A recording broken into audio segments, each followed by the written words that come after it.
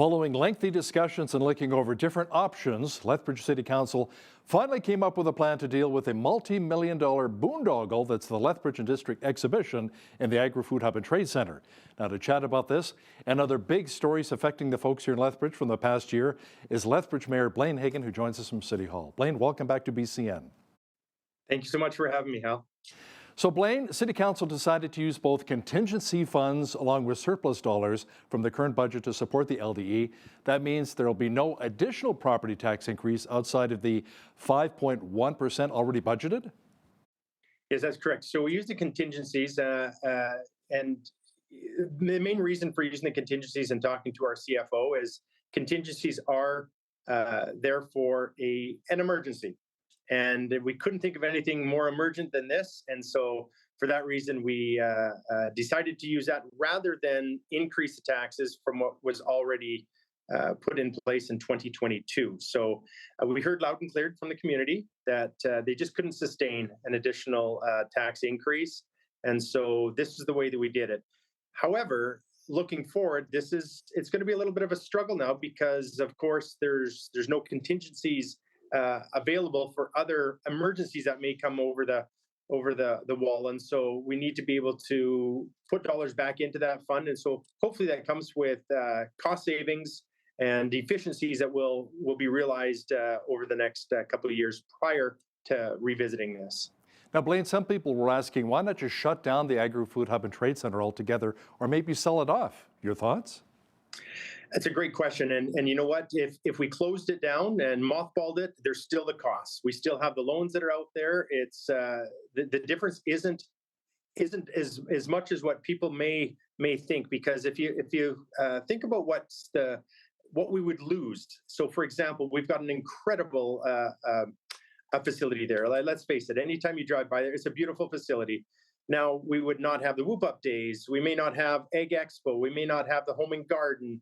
All these different things, if it was mothballed. These are community events that the community absolutely love. The citizens of Lethbridge enjoy. And so we had to think of what was best. It wasn't the easiest decision because it's something that we didn't realize that we were going to have to work with. When I was first elected as mayor, I had no idea that this would be coming over the wall. And so we've have to pivot and look at ways that we can keep taxes down and yet keep this building open.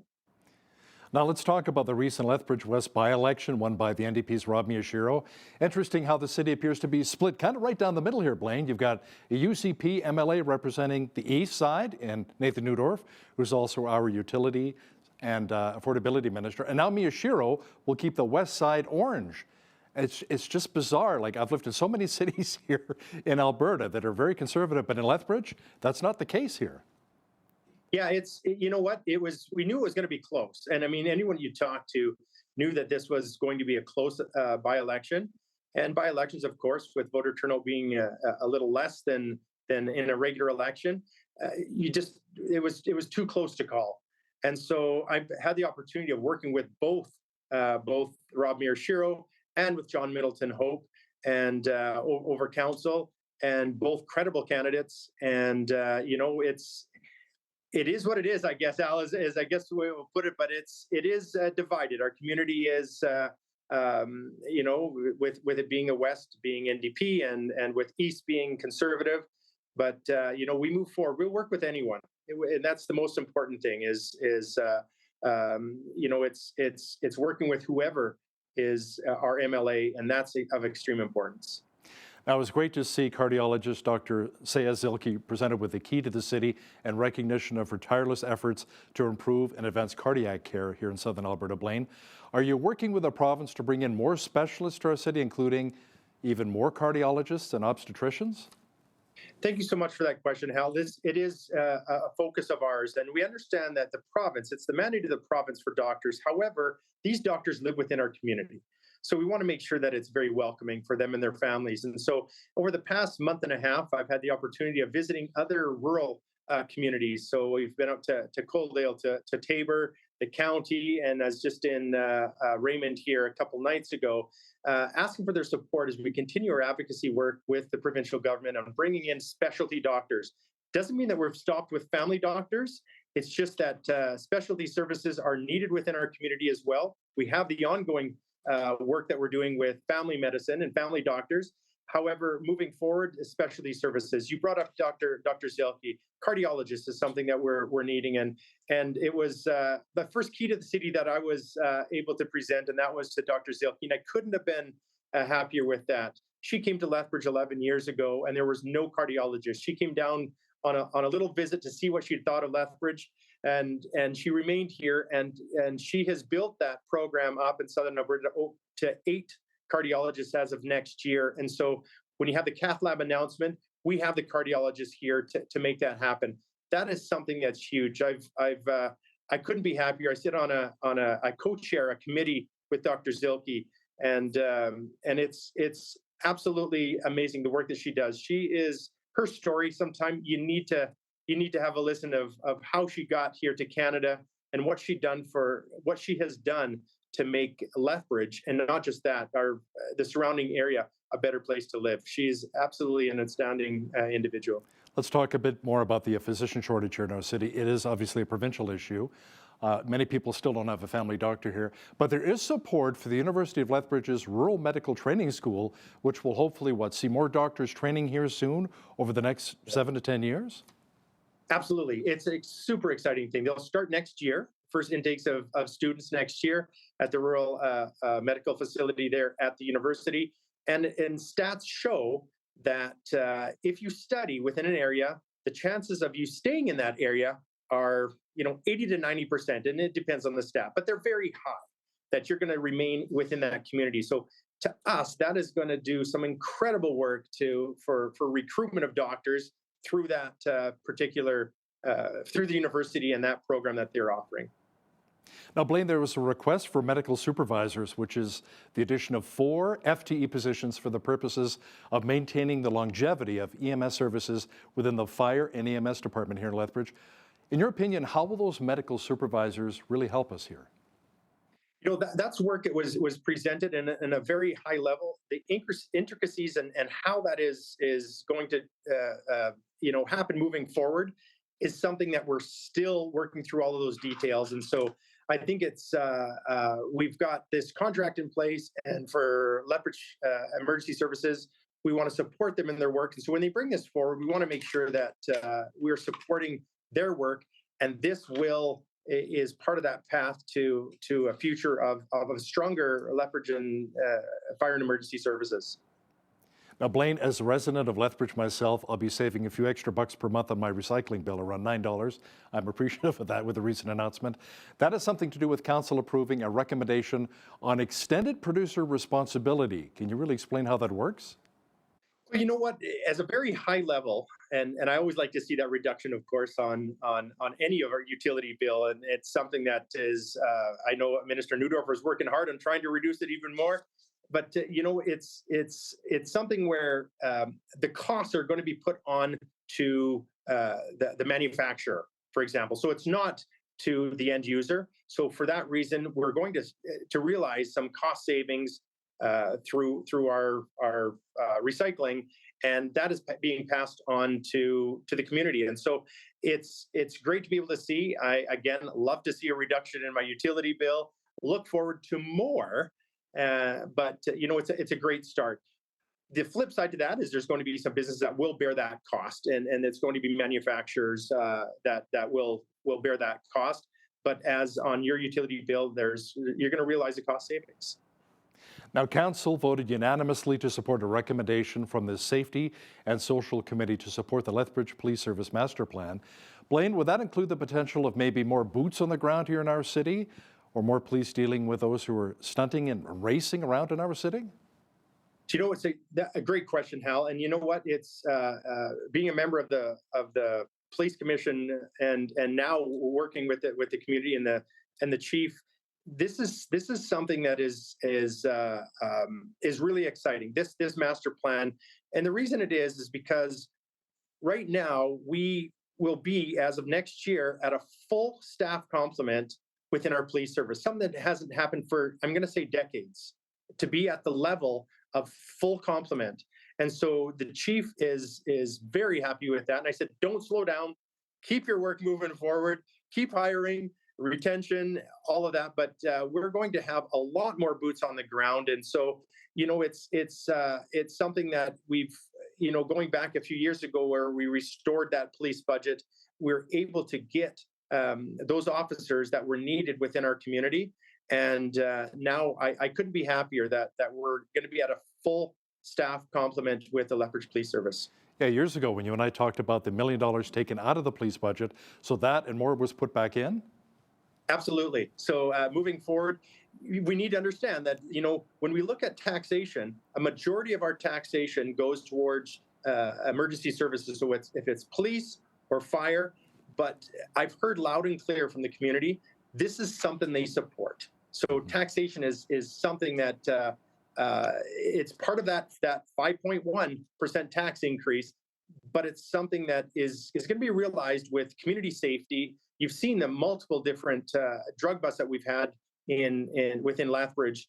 Now, what we need to do, Hal, and you and I both know this, there needs to be a change at other levels of government, because when you have our officers in and they're arresting someone for fentanyl and distributing fentanyl throughout our community and killing those souls within Lethbridge, they'll arrest them and they're out in 10, 15 minutes later. We need to make sure that the community understands that this is not the work of the police. Our police are doing their job. This is other levels of government and judges that are allowing these folks back onto the streets. We need to fix bail reform. That has to be done, because our officers are dealing with 2-3 times in a day, are rearresting the same individuals for work that is doing an incredible disservice in our community.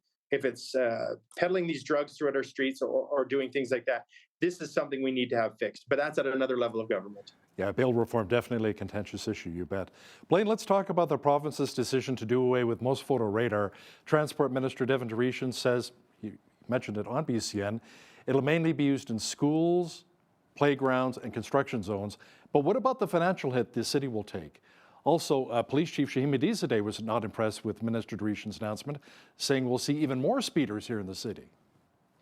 The hit is, we need to understand that I've always told folks that talk to me about getting a photo radar or something, and I said the easiest way to not get a ticket is to not speed.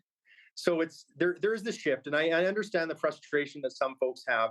But if you obey the law, you're not going to get a speeding ticket. And I'm sorry, a lot of people are going to not be very happy with me on that. But they've pivoted now, and they're putting it into areas that school zones and stuff. And I've seen out there in social media, and other folks have reached out like, "This is crazy. I can't believe."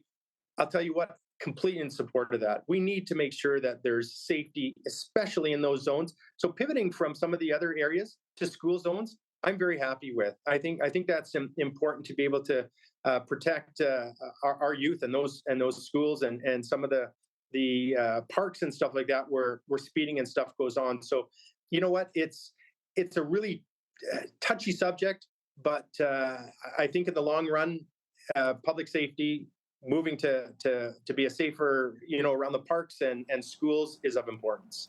Now, the City of Lethbridge announced that the application period for community-focused grant programs is now open. Blaine, can you really explain how this works and how beneficial it is for us here in Lethbridge? There was some dollars that were available for different programs within the community. At very high level, I can say that the program is open. Come in and share what is important to our community, how it's going to benefit our community, and there's going to be a lot of different applications that come in that will be reviewed by administration. And moving forward, as far as a lot of details into that, because each one is so different, we're looking forward to getting those applications in and moving forward with how this can better our community. Preparations are underway for the next municipal election coming up in 2025. I believe the big day is October the 20th of next year. Now, you were first elected to council as a councillor way back in 2013, Blaine, and became mayor in 2021. So in your opinion, over the last 11 years, how much have things really changed? You know what? As you and I both know, Hal, and I'm sure the community knows, sometimes government moves a lot slower than me as a private business owner, as I'm still a business owner within the community. you make decisions, they're done a lot quicker than government, because when you're dealing with taxpayers' dollars, you want to make sure that you're crossing every T, dotting every I, and making sure that those dollars are going to the right reason. So things take a lot longer. As I've seen through from being a counselor and into being a mayor, I'm seeing some of the things from my first and second term as a counselor being realized now as mayor. And so, I look forward to how things move forward. Can we speed up this process? It's a tough one, but I'll tell you what, I see how culturally diverse our community is.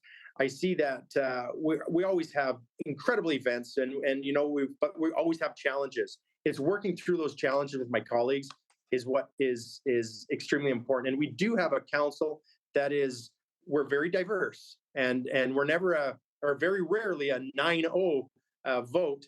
However, we're very respectful. And it's something I've noticed a change since I became mayor on council is a respect that we have for one another. We may not always agree, but we respect one another and what each council member is bringing on behalf of those that they've spoke with. So lots of changes, and one in particular to pick. There's so many of them, but I look forward to what the challenges ahead, to be quite honest. So before we let you go, I wanted to ask you, Blaine, what advice would you offer someone who's seeking a seat at Lethbridge City Council? There's nothing more satisfying. Hal, public service it's not easy. Understand the time commitment that is involved, and I know it's as council they're part time, but I'll tell you, when I was a councillor, it was definitely over full time. But the important part about that is it's satisfying. It's incredible work. Public service it puts a smile on your face. You're not gonna have smiles, and not everyone's going to be happy with decisions, but you do go for the greater good of the community. And sometimes that's something that is tough to realize, but very satisfying. And invite anybody, please come and serve. We've got applications will be available, and package will be able to be picked up at the city clerk's office in early January for the fall. I can't believe it's already here, Hal, but looking forward to next year and what that has to come with the election. There'll be different faces there, as you've already heard some that are not planning on running. Lethbridge Mayor Blaine Hyggen, thanks so much for your time today. Thank you, Hal. Appreciate it.